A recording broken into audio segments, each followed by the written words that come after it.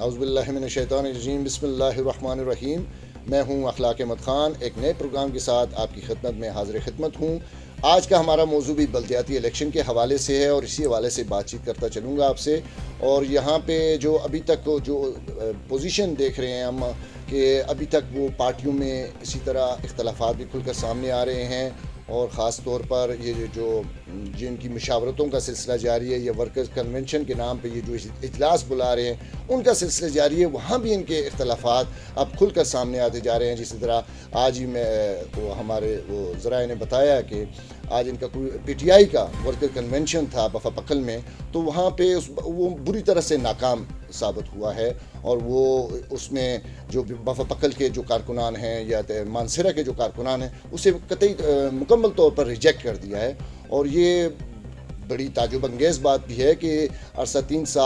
سال کا عرصہ گزرنے کے باوجود پی ٹی آئی نے وہاں پہ جو وہ ایک پیک پر تھی، اس کو ایک مقام حاصل ہوا تھا ضلعی سطح پر، وہ مقام وہ پیک جو ہے بالکل ختم ہوتی ہمیں نظر آ رہی ہے۔ دوسری پارٹیوں کے بھی اسی طرح اختلافات ہیں، جب بھی وہ اس طرح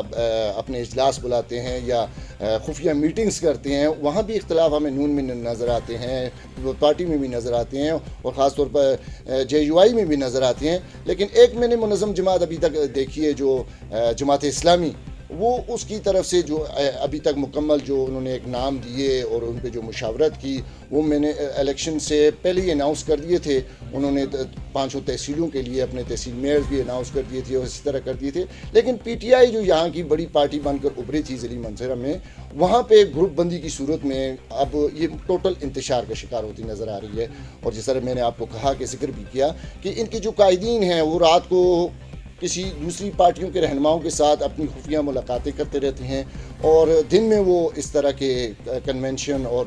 پروگرام کرتے رہتے ہیں۔ یہ بڑی تعجب انگیز بات ہے، جس کی وجہ سے کارکنان ان سے بدظن ہوتے جا رہے ہیں۔ تو یہ چیزیں اختلافات دور کرنے کے لیے ابھی تو وہ سسٹم بھی ان کا ختم ہو گیا ہے، ان کی ساری تنظیمیں بھی توڑ دی گئی ہیں، جس کی وجہ سے یہاں پہ ایک عدم جس کو کہتے ہیں کہ ان کو تحفظ یا اس طرح کا کوئی لیڈرشپ نہیں ہے، جس کی وجہ سے یہ اندرون خانہ اس طرح پٹ کر رہ گئے ہیں۔ نون لیگ بھی ہے آپ کے سامنے، وہ بھی ایک بڑی پارٹی کے طور پر ہمیشہ اس ضلع میں حکومت کرتی رہی ہے، لیکن وہاں بھی اختلافات کھل کر سامنے آ رہے ہیں، جس کی وجہ سے آج الیکشن کے اناؤنس ہوئے بھی اتنے دن گزر چکے ہیں، لیکن ابھی تک ان کی طرف سے بھی کوئی حتمی اعلان کسی تحصیل کے لیے نہیں کیا جا سکا۔ اسی طرح جمعیت علماء اسلام ہے، وہاں پر بھی یہی ماحول نظر آ رہا ہے، اور ان کی طرف سے بھی ابھی تک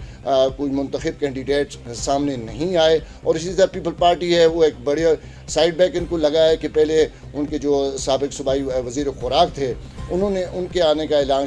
شجاع سالم خان اور شازی خان کا کہہ رہا ہوں میں، انہوں نے کہا تھا کہ میں الیکشن میں حصہ لوں گا، لیکن ان کی طرف سے بھی نہ کے بعد اب ان کے جو ضلعی صدر ہیں ملک فاروق کا نام سامنے آ رہا ہے، وہ بھی حتمی نام ابھی تک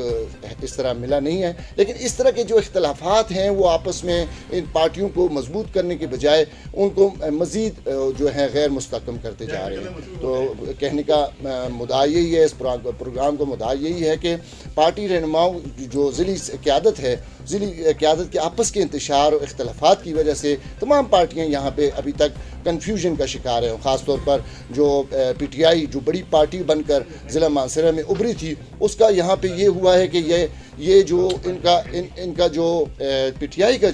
جو ایک وجود تھا، وہ بھی یہاں پہ خطرے میں پڑتا جا رہا ہے، اور ان سے نظریاتی کارکن اور جو ہیں وہ مکمل طور پر ان سے کنارہ کشی اختیار کرتے جا رہے ہیں، جس کا بہت بڑا نقصان بلدیاتی الیکشن میں دیکھنے کو ملے گا۔ اسی مختصر پروگرام کے ساتھ اجازت دیجیے، اللہ حافظ۔